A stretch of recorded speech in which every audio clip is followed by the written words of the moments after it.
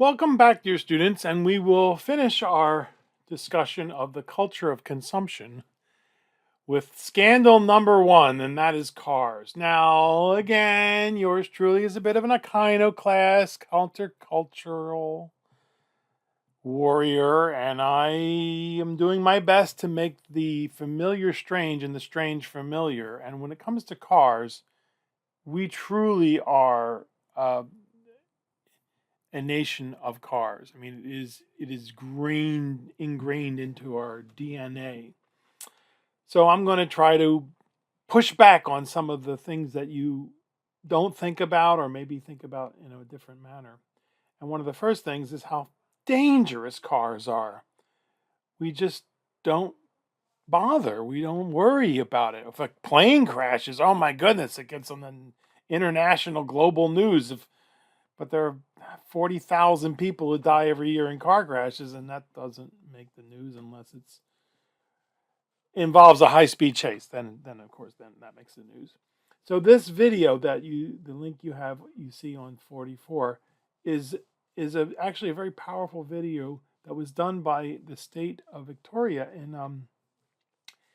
in Australia because they had a serious problem with drunken driving, and it's worked. It's worked. They reduced in the 20 years that they started. This is from 2009. They started in 1989.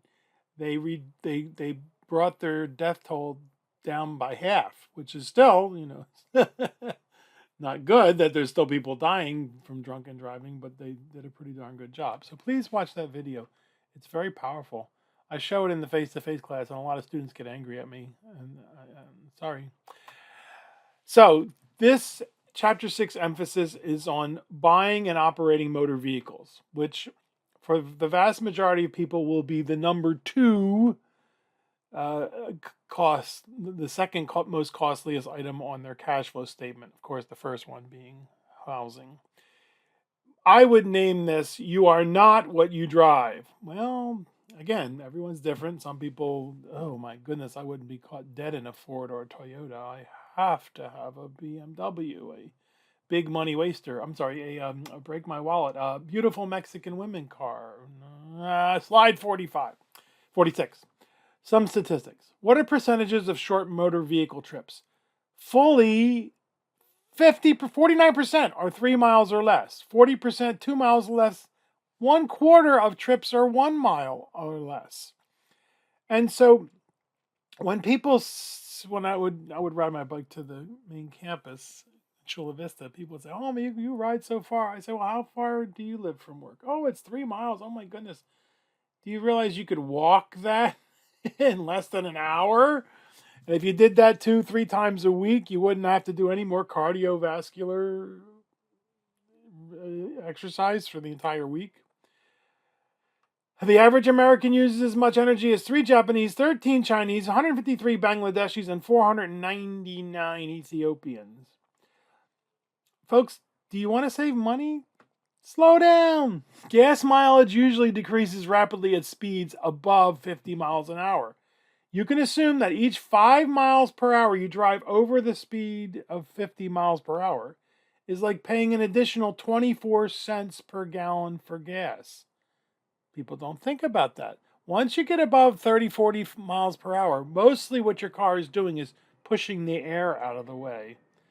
And the faster you drive, the harder it gets. And that's why I drive slowly in the number 4 lane, the the old person's lane, or number 3, depending on the traffic. And people are passing me at 80 miles an hour, angry, shaking their fists at me. For every 1 gallon of gas you burn, how much carbon dioxide do you pump into the atmosphere? Do you know? Do you think about this when you get in that car and burn that octane? It's about 20 pounds. Now, wait a minute. A gallon of gas weighs about 7 pounds. How could you pump 20 pounds of carbon dioxide into the atmosphere from 7 pounds of gasoline? Well, it's actually very simple. See, here's the formula. It's not balanced. Go to your chemistry professor and ask him to balance it. But we take octane, which is gasoline. Well, actually, there's a lot more than just octane, but that's the major component. 8 carbon atoms with 12 hydrogen surrounding it. We add oxygen, and we wind up with water. Yeah, you've seen cars when they just start out, they pump a little water out the exhaust. Once the engine gets hot enough, it turns to steam. And then carbon dioxide. So you're replacing the hydrogens, which are the smallest elements, the smallest atoms, with oxygen, which are, you know, 16 times larger. Actually, I think they're much larger than that. Than the hydrogens, and that's how you get 20 pounds of carbon dioxide from 7 pounds of gasoline. So you burn, 1 gallon of gas. You figure I just put 20 pounds of carbon dioxide into the atmosphere. How much oil do we import? Is it 0, 24, 40%, or 60%? We used to import 2/3 almost of our oil. But because of the tremendous uh, uh, innovations that our oil industry has done here in the United States, we now are a net exporter. Yeah, we're the world's largest producer of energy. And you hear certain individuals saying, we have to do more energy. We're already the largest producer. We need to use less. But that's a different issue. I have my sport utility land barge, and I don't want to use and forget bicycles. Anyway, how many barrels of oil? That's the 42 gallons of crude before it has been distilled and processed, refined into gasoline. Does each person consume in the United States each year? It's about 20 gallons. Yeah, so let's see. 7.3 billion barrels of oil divided by 345 million people. That's how we calculate that. So, our addiction to oil is actually getting better. See, back in 1970, when people used to drive around in their living rooms and they had front seats that were really long. Now we have bucket seats. I think that was a conspiracy from the people who didn't want people making whoopee in the front seat. You have to go in the back seat. Now they can't even do it in the back seat anymore. But anyway, we were driving around in our living rooms, and it was 26 barrels per person. The peak was in 1978 at 31 barrels.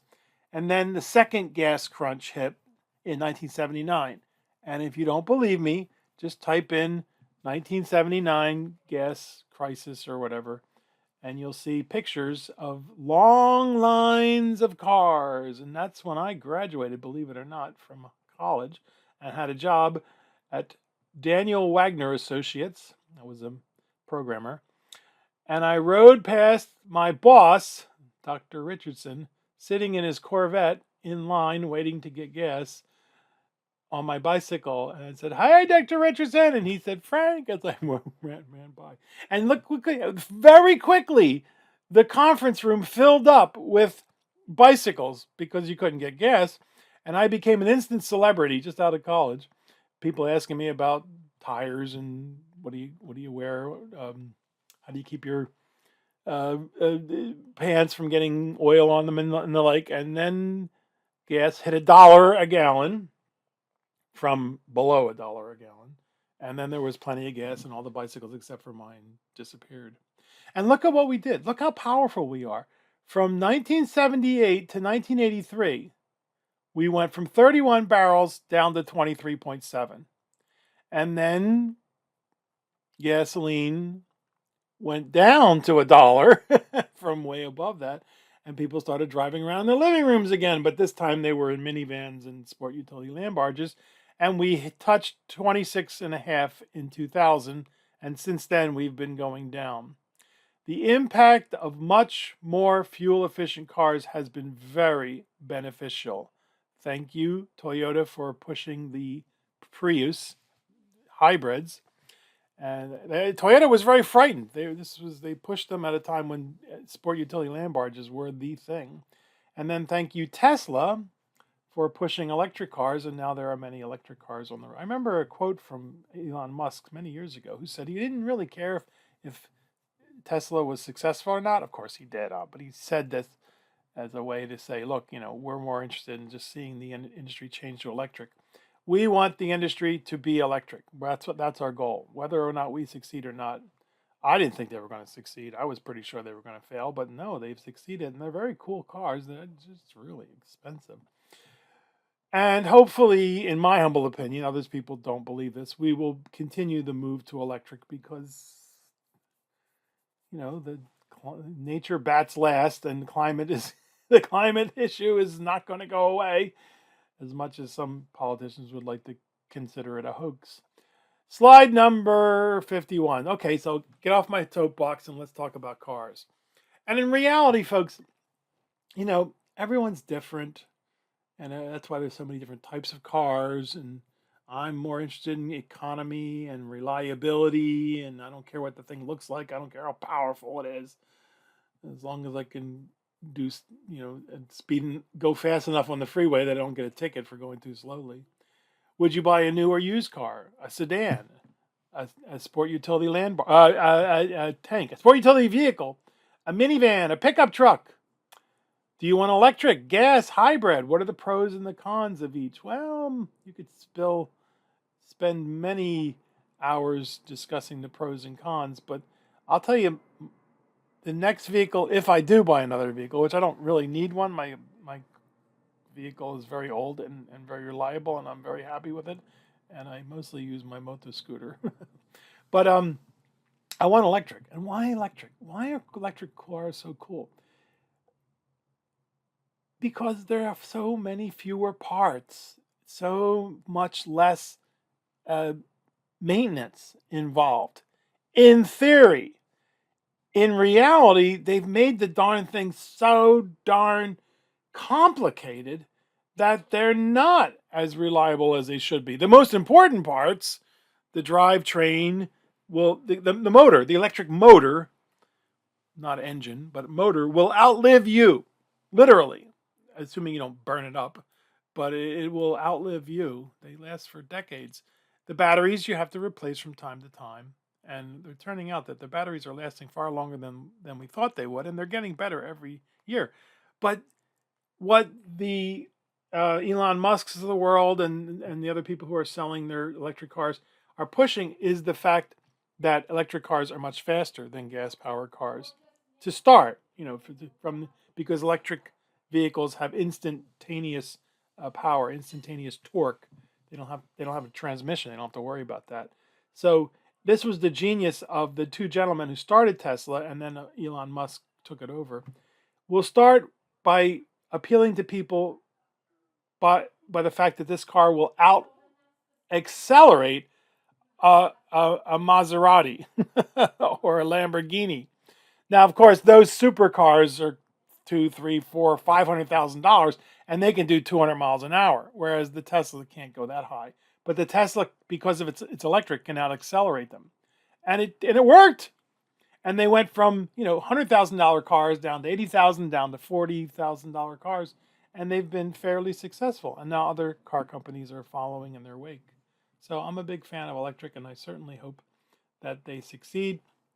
There's a bit of a pushback, politically.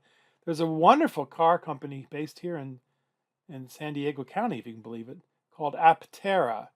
And they are still trying to get off the ground, but they're making a car that has solar panels.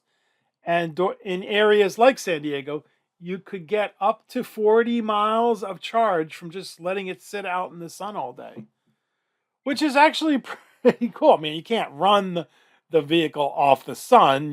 It charges the battery, and the batteries charge at home or at a charging station.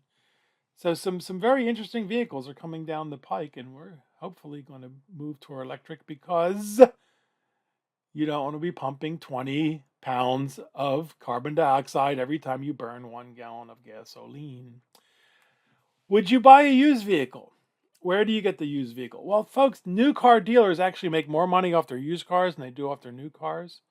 Used car dealers have a very bad reputation, but personally, I would rather deal with a private party, but you need the help of a mechanic, because do we know what's going on with the car? I don't think so. I will tell you more than once, consult Consumer Reports.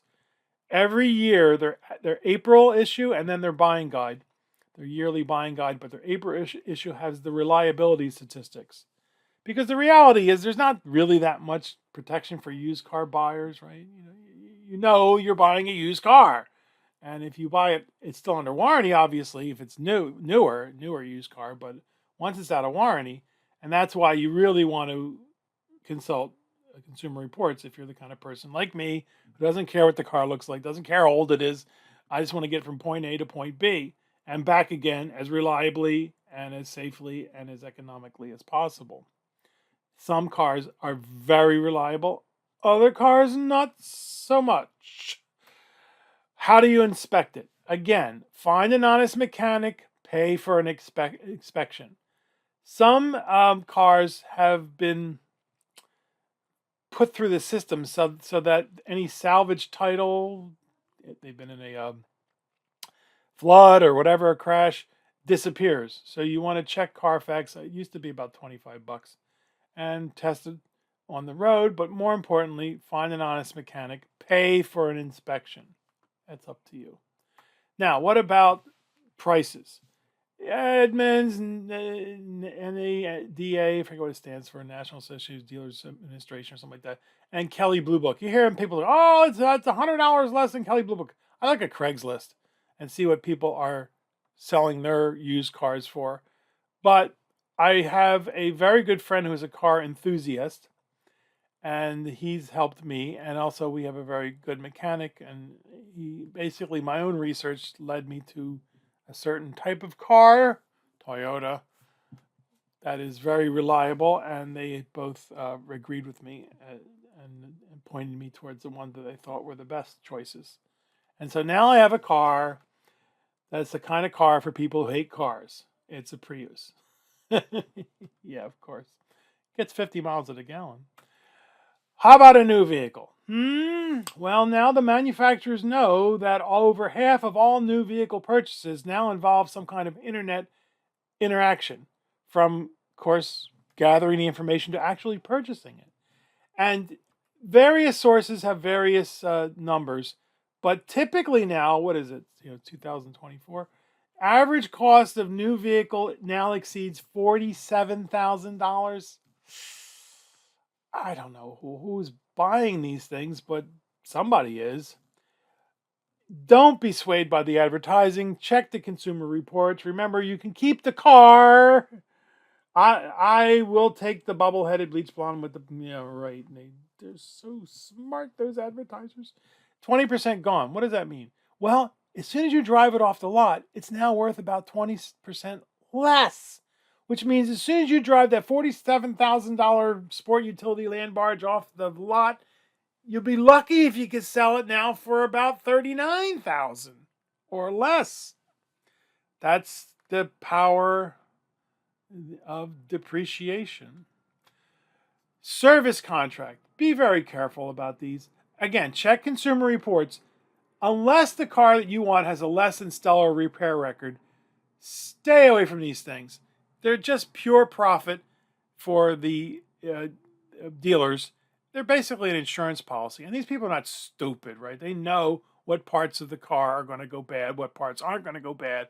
And they will tell you, oh, this doesn't cover the air conditioning, or this doesn't cover this, or whatever. You may even be told that you have to have a service contract. Well, that's just BS. Don't listen to them. Once they have the sale, they will put you in a little interrogation room with bright, garish lights. A greasy little man with bad breath, bad teeth, and the smell of cheap cigars will then work you over, trying to get you to agree to purchase a service contract, undercoating, and upholstery spray, as well as a timeshare in Cancun. Tell them if they try to put you in that little interrogation room, you will leave immediately without buying. Literally, it works. I helped a good friend of mine who wanted to buy a new car, and she wanted me to come with her and help her negotiate. We did a very good job of negotiating. And I told them right off the bat, we are not going to get into that little financing room. She's paying cash. We don't want to buy any service contract. We don't want to buy any upholstery spray or undercoating or whatever. Said, you're going to try to sell us. And the guy looked at me and goes, okay, no problem. Especially when he heard the word cash. because she had the money to buy the car. It was about 18,000. Yeah. So, yeah, these service contracts are poop, poop, poop, poop, poop.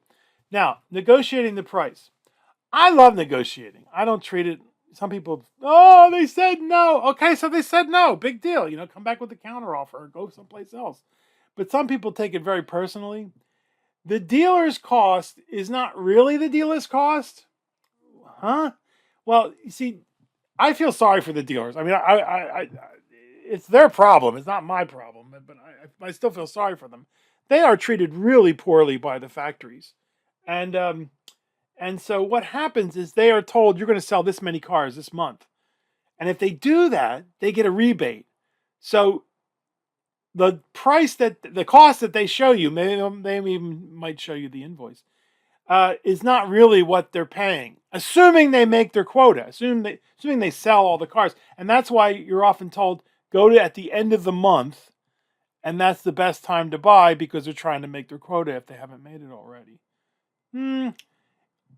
My advice would be find somebody who is savvy at negotiating to help you, or use one of these car buying services. The credit unions are famous for this. This is their bread and butter. They want you to finance your car through them because it's a very good source of income for them. And they have car buying services. They negotiate with the dealers for usually a pretty darn good price. I was surprised with this one woman who showed me what she paid for her Toyota Corolla, and it was a pretty good price. So this was many years ago, though, so I don't know now. But definitely do not be afraid to use your most powerful negotiating tool, your 2 feet. As soon as you start walking off the lot, yeah, you'll be surprised at what happens to the price. Slide 58. Now, financing.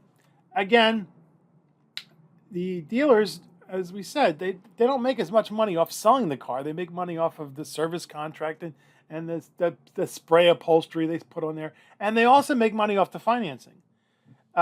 They want you to finance with them, and of course it's not the dealership. They're just turning around and having somebody else do it for them, and they get a kickback. Check out your credit union first, because as we said, the credit unions, they love, that's their bread and butter. They'll pre-approve you. They'll tell you how much you can afford. Upside down equity means that your car is worth less than what you still owe in the car loan. It's also called negative equity. So, for example, if you bought a $30,000 car and put $3,000 down, you get a loan for $27,000. As soon as you drive it off the lot, it's only worth $24,000. So when we get to the chapter on insurance, automobile insurance, we'll discuss what's called GAP insurance, Guaranteed Asset Protection, I think is what it stands for. But in other words, normally the insurance company is only going to pay you what the car is worth. If you owe more than that, well, sorry, that's your problem. So your insurance company will normally say, okay, yeah, we'll pay up what you owe on it. We'll pay up to what you owe on it in case it's stolen or in a serious crash and is totaled. Slide number 59, leasing a vehicle. Now, again, everyone's different. There are some advantages. It's a fancy word for renting the car. You don't actually own it. It's a smaller cash outflow, usually lower monthly payments, and businesses typically will love leases. There's some reasons, accounting reasons why that is true. But the disadvantage is you don't own the darn thing, and you may have additional costs, especially if you have excess mileage, extra mileage, or excessive wear. The reality is, folks, you are almost guaranteed to spend far more over the long term leasing cars over your working career than buying them. So my advice is only lease if you are sure you have no intentions of keeping the car. You're the kind of person who must have a new car every 2 or 3 years. Fine, lease it. Because if you buy a new car every 2 or 3 years, you're going to spend a ton of money anyway. So you might as well lease it so you don't have to deal with trading it in where they'll really, rape you for the price, or selling it on your own. Yeah, just know that you're going to spend a lot more. Now, there's another caveat. If you're the kind of person who wants a very unreliable car, and What's happened is the cars, especially the German luxury auto manufacturers, they have made their cars so complex that after a few years, the maintenance costs just skyrocket. It's insane what some people are asked to pay to fix their cars. So my humble opinion, don't buy a used Audi. I love the beautiful cars. Don't get me wrong, BMWs, Mercedes. I'm not trying to badmouth them. They just become a fortune to maintain after a few years. So if you're the kind of person who has to have a Mercedes Benz or whatever, um, go ahead, lease it. Okay, makes sense. But I'm the kind, again, everyone's different. I'm the kind of person who buys a car and drives it until the wheels fall off. The first car I ever bought, I kept for, 18 years? And I finally sold it for a pizza because this car was on its last legs. And my boss at the brokerage firm was saying, "You got to have a car." Because I had to park about a quarter mile away from any potential clients because we couldn't let them see it. Who would? I loved that car. It would. I don't know why, but it was kind of a magnet for people to hit it in the parking lot. I don't know why. It's a Toyota Tercel, 1983, and it had so many bumps and dinks, and it even got hit in the back while I was going through a car wash. This guy hit me. I don't know what he was thinking. What he hit the gasoline while he was inside the car wash, because the thing is, pulling you along, and he hit me, hit the car in the back. And I just love that car. I mean, when I filled it up with gas, I doubled its price. No one's going to steal the car. Well, I finally sold it to somebody for a pizza, and they never registered it. And I told them it's only going to last a few more, months at the most. Every couple of days you had to fill the water, the radiator up. But that's me, that's me. And now, of course, I don't drive a car like that anymore. My wife could get angry at me. My boss got really angry. My mechanic, who I've had for so many decades, he would say, I said, "Can I fix it up?" He goes, "Frank, you're going to spend $2,000 and it's still going to be a piece of poop." So I miss that car. So that's my advice on leasing a car. But here's the cool part about leasing a car. The large number of leases creates an excellent opportunity for used car buyers. So, for example, somebody leased a $50,000 sport utility tank, and the residual value, the lease end value in the contract says it's worth $34,000. But in reality, after 3 years, it's already lost about 50%. So you're going to be able to pick up that vehicle from the leasing company for around $20,000 to $24,000 because the leasee says, "I don't want the car, that's why I lease." Or better yet, buy a used reliable econo-box. Now, the last car I bought was off lease, and I know it was off lease. Why? Because it had 29,889 miles on it. In other words, this woman, I'm pretty sure it was a woman because I could smell the perfume. She lived in Hollywood. It was from Toyota of Hollywood. And, obviously she had 10,000 miles per year, or else she'd have to spend more for excess mileage. And my mechanic looked at it and said, "This is a brand new car. You go ahead and buy it." And I got it for about almost half of what a new Prius would have what cost. So about half of what of what a new Prius would have been. So there you go. Leasing vehicles gives an opportunity for us tightwads to buy cars that are 3, usually 3 years is about as long as they lease them for a lot less than if you bought a new car. Now, so now what kind of vehicle? Now, this is where, again, we're going to insult somebody, but my apologies. Remember, don't worry, we're going to insult everybody by the end of the semester. People say, you're discrimination. You're discriminating. And I say, no, I hate everybody the same. According to our authoritative and detailed scientific research, we have found that the larger the motor vehicle, the smaller the IQ of the driver, the more fragile the ego of the driver, the greater the sense of powerlessness within and anger toward the society around them. Or is it D, the more microscopic the reproductive organ? All of the above. Yeah, the answer, of course, is all of the above. My sincerest apology to those of you who own a Ford Extinction. Well, not really. Wonderful little story. This was a million years ago with my Toyota Tercel. Um, I was working as an intern. I don't know what you call it. It was a education, academic industry cooperation with at Solar Turbines. Had a blast. I did some really fun things with programming. I used to be a computer nerd back in the 1980s, folks. And the whole group was run by a woman. Now, if you're a woman nerd, you are instantly in big demand because all the male nerds are just we're male nerds, and so we she had taken us to lunch and at in by Little Italy we walked very short distance, and as we were leaving, this guy in a huge, I don't know what you call it, panel truck or something like that with huge tires squeals out of the parking lot, testosterone poisoning, and the our leader, very very very sharp woman, by the way, very very sharp programmer.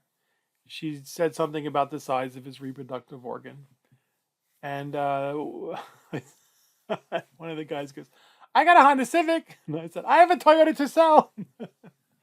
It's a joke.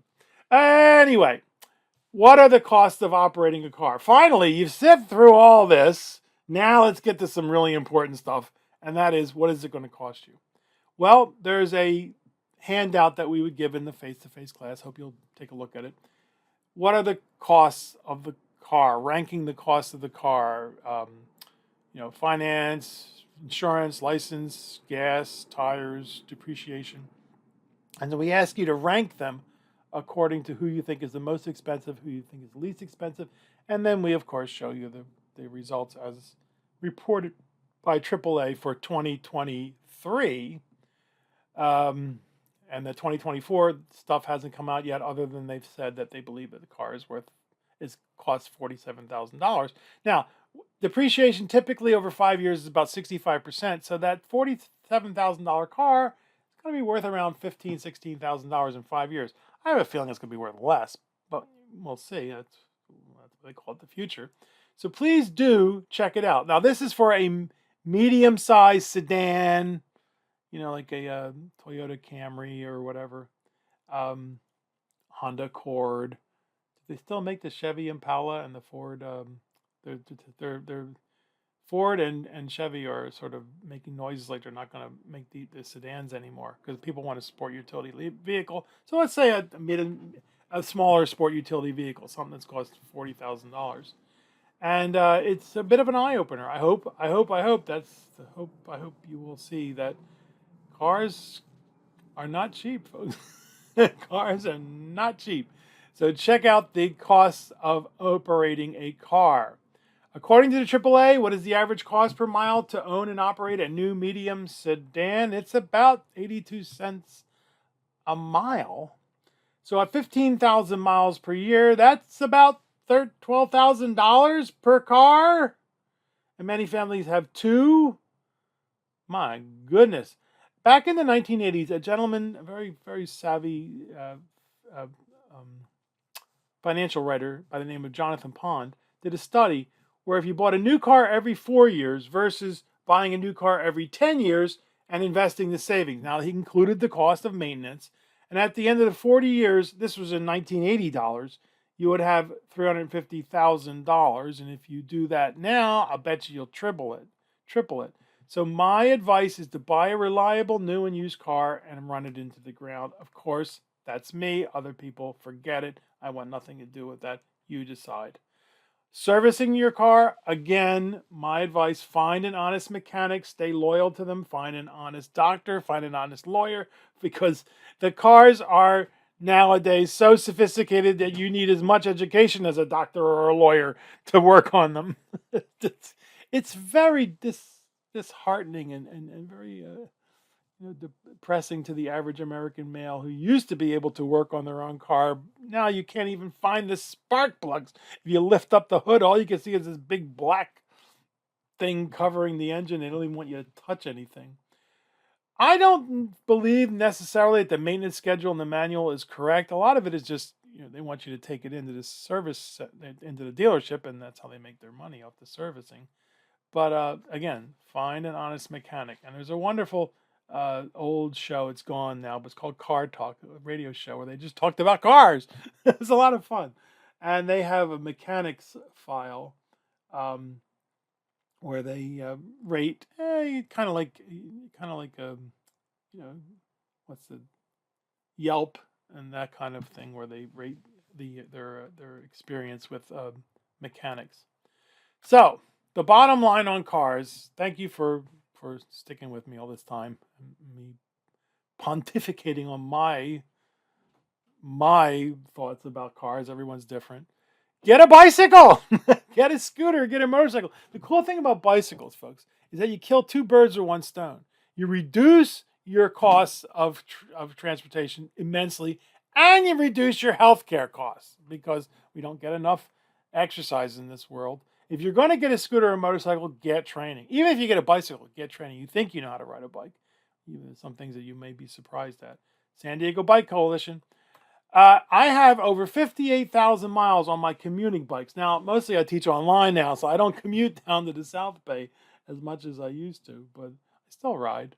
At 82 cents per mile, that means I've saved over $40,000 in vehicle costs. Well, I spent much less. But of course, it wasn't 82,000 miles when I was doing most of my commuting. I would commute about 2 or 3 times a week. It was a 40-mile round trip, mostly flat until you get to Otay Lakes Road.